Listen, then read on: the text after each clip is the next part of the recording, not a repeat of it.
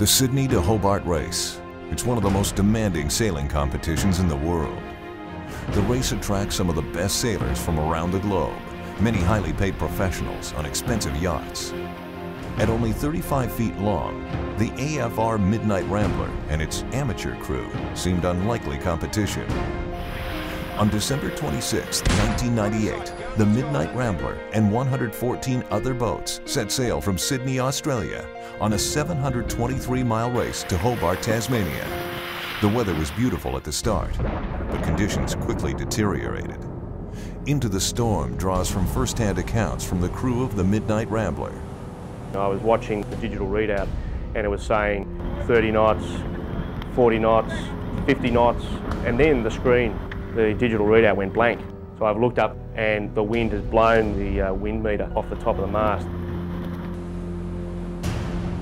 For the next 24 hours, boats battled perilous conditions.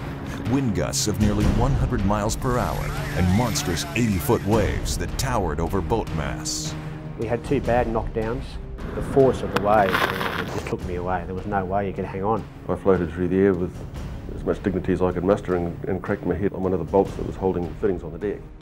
I was nervous to touch it because I wondered if I was going to touch hard or squishy, so I started asking guys around me, how bad do you think this looks? I thought, this is it. We've really gone too far this time. Many boats tried to maneuver around the storm.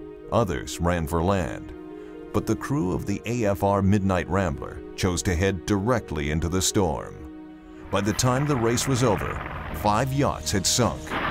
55 sailors were saved in what became the largest search and rescue operation in Australia's history.